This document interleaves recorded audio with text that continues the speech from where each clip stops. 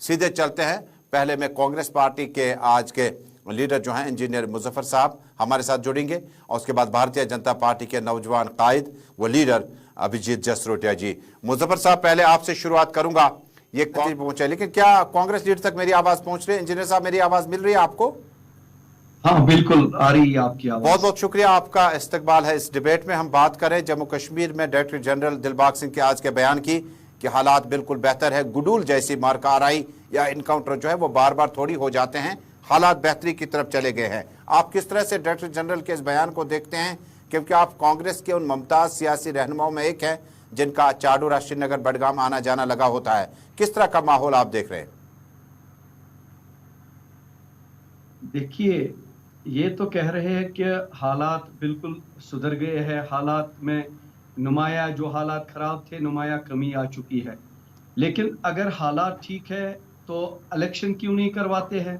Election करवाने से क्यों डरते हैं? देखिए, फौज या पुलिस अपना काम तो कर रही है, वो तो अपना काम चाहे कांग्रेस की सरकार थी तब भी कर रहे थे। अपनी जाने कौम के लिए, अपने कंट्री के लिए निशावर हमेशा उन्होंने कुर्बानियां दी है। वो तो कौन उसको अभिजीत जी, बड़ा वैलिड पॉइंट इंजीनियर साहब ने उठाया। अगर हालात बेहतर हैं, हालांकि मैं प्रोग्राम में बारहा कहता रहा हूं कि जम्मू कश्मीर को समझने के लिए वक्त चाहे, माहौल को ठीक करने में वक्त लगता है, इसमें कोई उजलत में कोई फैसला ना लिया जाए, जल्दबाजी ना दिखाई जाए। अगर वाकई हालात इतने बेहतर हैं तो आपको क्या लगता है कि मुस्तकबिल में अवामी नुमाइंदों को, अवामी सरकार को और अवाम को अवामी सरकार मिलेगी?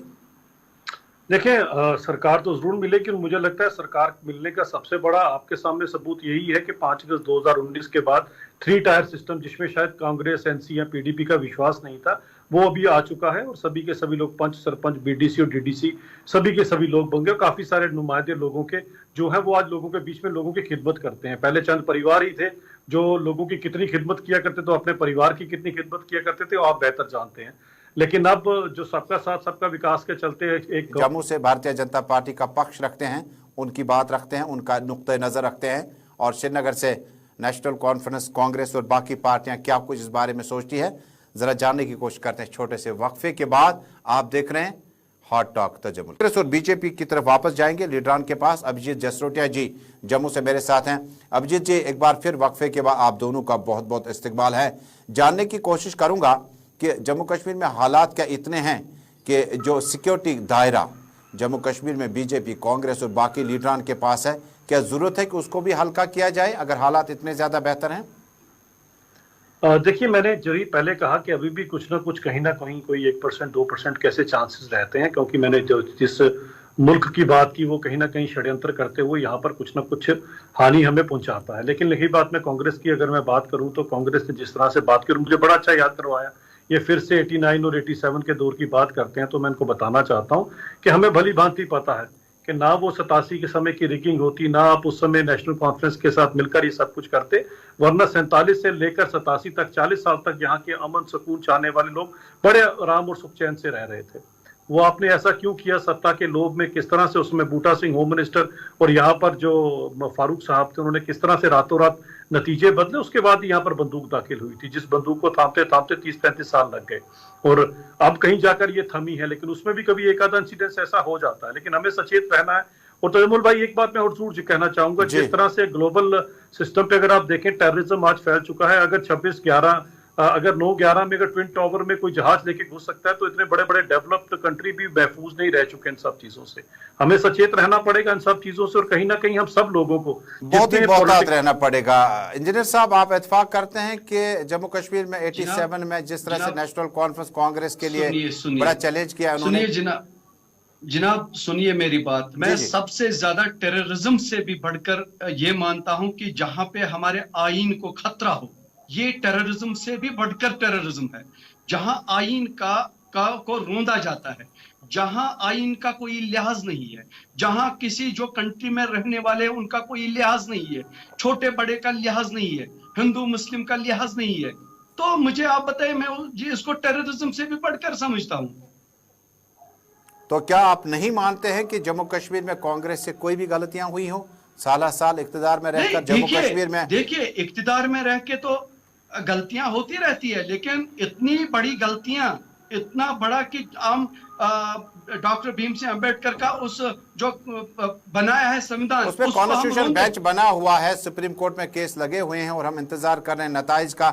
लेकिन जसरोटिया साहब, क्या जम्मू कश्मीर में आने वाले वक्त में जो सिक्योरिटी सिचुएशन है, आप कहीं देखते हैं कि जो अफगानिस्तान में हालात बदले, जो पाकिस्तान में इस वक्त मामला चल रहे हैं और जो अवामी हुकूमत है उसकी मुद्दत कार मुकम्मल हुई, नए इंतखाबात होंगे, तो क्या आप मानते हैं कि हमसाया मुल्क की कोशिश रहेगी कि जम्मू कश्मीर के मसले को उनके नुक्ते नज़र से जिंदा रखा जाए ताकि आने वाले वक्त में इसका भरपूर फ़ायदा उठाया जा सके?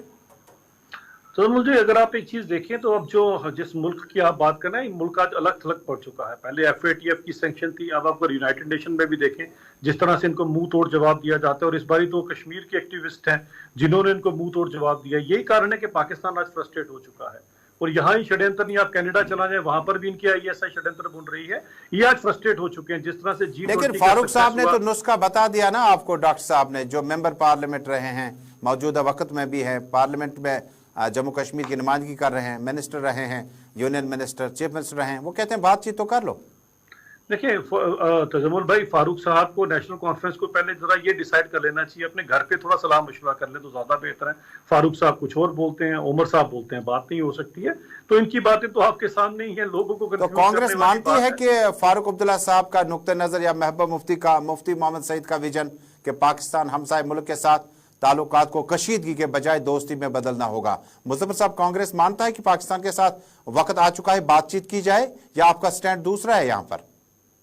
नहीं, देखिए, बातचीत करने से क्या है, हमारे प्राइम मिनिस्टर साहब तो पाकिस्तान गए, मैं तो अभी तक नहीं गया हूं, लेकिन हमारे प्राइम मिनिस्टर साहब तो गए, तो बातचीत करने में क्या हर्ज है? बातचीत तो हर एक से होती है, बातचीत करने में अगर हमारा मुल्क डेमोक्रेटिक कंट्री है, माना जाता है, तो बात करने में क्या हर्ज है? हम तो वहां अपने आप को दिखाएं कि हम कहाँ हैं, हमारा दिल भी बड़ा है। जसरोटिया जी, कांग्रेस दिखाएगा वहां जाकर कि हम कहाँ हैं, हम बड़ा दिल रखने वाले हैं, आप भी थोड़ा दिल बड़ा कीजिएगा। देखिए कांग्रेस का बड़ा दिल हमें अच्छी तरह से पता है कि 26/11 के सीधे सबूत वहां पर जुड़े थे, और ये यहीं पर जाके पाकिस्तान के राब लाप रहे थे।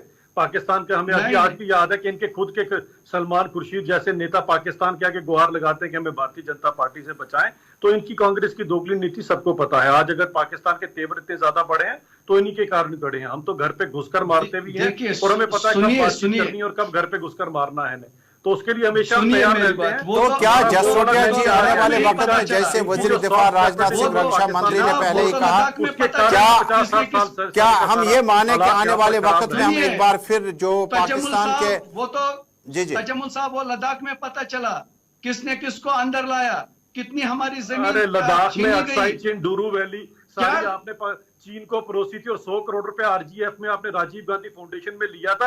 आप ना खोले, नहीं, हमारे वक्त में सारा कंट्रोल था, लेकिन आज तो ऐसी सिचुएशन है कि कीजिएगा, उसमें 100 करोड़ रुपए आया था, और आपने अक्साई चीन और डूरू वैली पाकिस्तान। जसरोटिया जी आम आदमी की बात है, जसरोटिया जी आम आदमी का मैं बताता हूँ, इंजीनियर साहब सब्र तहम्मुल रखें। आम आदमी के दिमाग में यह है कि वजीर दिफा राजनाथ सिंह ने भी बातचीत की, और जो पॉलिटिकल डिबेट्स हमने देखा गुडूल के बाद, आसार ऐसे हैं कि शायद भारत की तरफ से, मुल्क की तरफ से एक और सर्जिकल स्ट्राइक देखी जाएगी। क्या आप उसके हक में, अभिजीत जी और इंजीनियर साहब? नहीं, बिल्कुल। आप देखिए, वो तो हमारी कंट्री के लिए नुकसानदेह साबित हो सकता है, क्योंकि इसके कारण भी बहुत सारे जो कि हम यहाँ बयान नहीं कर सकते हैं, वो मतलब थोड़ा सा सिक्योरिटी रीजन, उसके बहुत सारे रीजन होते हैं, तो हम यहाँ पे वो डिस्क्राइब नहीं कर सकते हैं, लेकिन वो मैं इतना बताऊं, हमारी कंट्री के लिए बहुत नुकसानदेह साबित हो सकता है। अभिजीत जी, क्या ये जो लाइन ऑफ एक्शन है दोबारा हम देखने को मिलेगा? क्या इस तरह का माहौल है? क्योंकि गडूल के बाद सियासी मामलात, हालांकि वजीर आजम, वजीर दिफा और बाकी मिनिस्टरों ने अभी तक उसमें ज्यादा लबकुशाई नहीं की, तो क्या कहें कि आने वाले वक्त में ये जो चुप्पी साधी हुई है लीडरान ने, इसका प्रैक्टिकल शेप देखने को मिले? ऐसे आसार हैं क्या? देखिए, पाकिस्तान एक ऐसा कंट्री है, और हमने ये अपने एक्सपीरियंस से भी देखा है, लातों के भूत बातों से नहीं मानते हैं, तो इनको कहीं ना कहीं जब वोट समय आएगा तो वो भी इनको सबक जरूर सिखाया जाएगा, क्योंकि हमें पता है कि इस कंट्री को अगर आप देखेंगे तो ये आज इनकी हालत क्या है, और इनकी कहीं ना कहीं जो ISI ने जिस तरह से पाकिस्तान के अंदर लूट खसूट मचाई हुई है, उनको अपने लोगों को दिखाने के लिए उनको ये हरकतें करना पड़ती हैं। टेररिस्ट के कैंप्स ये लोग चला रहे हैं, तो कब तक इन्हें देखेंगे? तो वो वक्त भी दूर नहीं, जब जरूरत पड़ेगी तो ऐसा भी किया जाता है। अब वो वाले तो समय चला गया कि अगर आपके सामने यहाँ पर आके हमारे फौजियों के शीश भी काट कर ले जाया करते थे तो यही कांग्रेस इनके हाथ पीछे बांध दिया करती थी अपने ही सैनिकों के। इंजीनियर साहब हकीकत में क्या है, मामला क्या है? क्या आपको लगता है कि 4 अगस्त 2019 के बाद हालात बेहतर हुए हैं या लॉ एंड ऑर्डर बेहतर है? नहीं, सिर्फ गुंडागर्दी है। मैं इतना कहूंगा, मैं पार्टी को आप छोड़िए, मैं अपनी नजरिया आपको बता देता हूं। गुंडागर्दी हर जगह है, तो कहां किसको अपनी बात रखने देते हैं? सच्ची बात जो करता है उसका गला घोंट देता है, हमने देखा है। थोड़ी, मैं भी इसी कंट्री का रहने वाला हूं। जो बीजेपी आज ऐसे ढुंढूरा पीट रही है तो उस मुल्क को कांग्रेस ने बनाया है, उस मुल्क को आजादी कांग्रेस ने दिलाई है। तो आज ये बीजेपी आरएसएस वही है ना जिन्होंने अंग्रेज का सपोर्ट किया उस टाइम, जो अंग्रेज उनको सलूट मारते थे। मेरे भाई ना ये फायदा मीरवाइज फारूक के कातिलों को अपनी कुर्सियों के पीछे छुपा कर उसे गुंडागर्दी कहा जाता है। अब मेरे भाई उनकी तो देखिए, फारूक अब्दुल्ला की अपनी ये है, मेरा विजन अलग है, मेरा जो नजरिया है वो अलग है। लेकिन मैं ये कहना चाहूंगा कि हमारी कंट्री में जो कुछ हो रहा है कंट्री के अगेंस्ट हो रहा है, जो बीजेपी सरकार अभी कर रही है, तो ये हमारी कंट्री और हमारे गरीब लोगों के खिलाफ हो रहा है। अभिजीत जी, आपकी तरफ आखिरी सवाल के लिए आऊंगा, हमारे इस बहस का वक्त मुकम्मल हुआ चाहता है।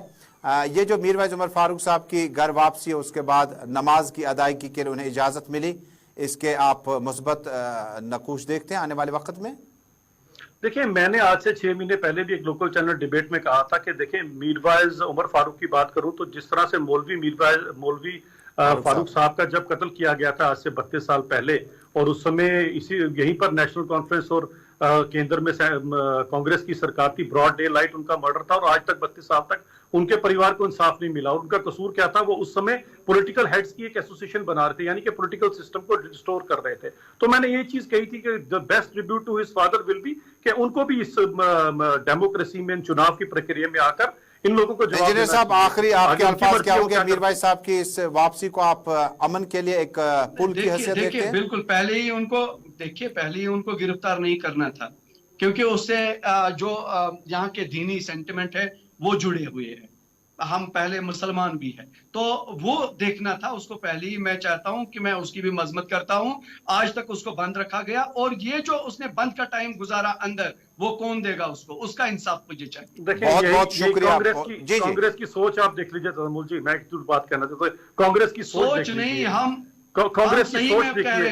कांग्रेस का मानना है कि पहले हम मुसलमान हैं, उसके बाद हिंदुस्तानी हैं। हमारा मानना है। बहुत बहुत शुक्रिया। हम मजहब की इस राजनीति का सफर यहीं पे थम जाता है और हम इस राजनीति में बिल्कुल नहीं है। जसरोजा साहब, आपका बहुत बहुत शुक्रिया। इंजीनियर मुजफ्फर साहब, आपका बहुत बहुत शुक्रिया। तो नाज़रीन, हॉट टॉक में